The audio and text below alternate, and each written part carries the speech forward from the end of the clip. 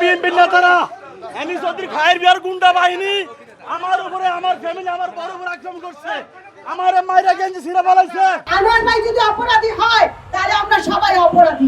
মুক্তি চাই, মুক্তি চাই। একজন নারীর গায়ে কিভাবে অত্যাচার করেছিল বলে তার গায়ে স্পট পড়েছে। সরকারি পেটো বাহিনীর সহযোগিতায় তার ওপর মব কালচার কায়েম করে তার শারীরিকভাবে আঘাত করে তার শরীরে মাথা ফাটিয়ে দিয়ে পা ভেঙে দিয়ে তাকে থানায় গ্রেফতার করে জেল হাজতে প্রেরণ করা হয়। আনোয়ার ভাইয়ের মূল দোষটা কি ছিল?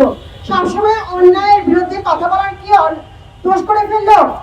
উনি সবসময় মাথা উঁচু করে গলা উঁচু করে কথা বলতে পারেন। আমরা তাকে স্যালুট জানাই। আমাদের মাঝখানে আমাদের এমন একটা ভাইকে পেয়ে আমরা ধন্য।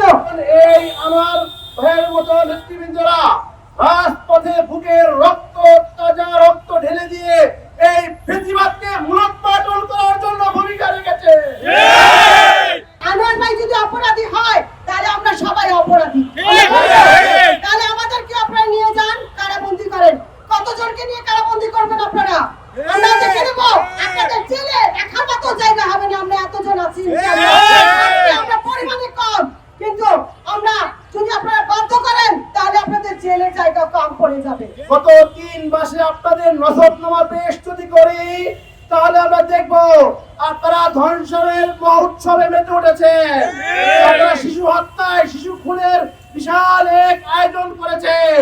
ভাবির ওখানে গিয়ে যখন ভাবিকে দেখতে পেলাম, ওনার গায়ে যে নীলা নীলা অংশ হয়ে রয়ে গেছে, বুঝতে পারছেন একজন নারীর গায়ে কিভাবে অত্যাচার করেছিল বলে তার গায়ে স্পট পড়েছে। আমরা তীব্র নিন্দা এবং প্রতিবাদ জানাচ্ছি।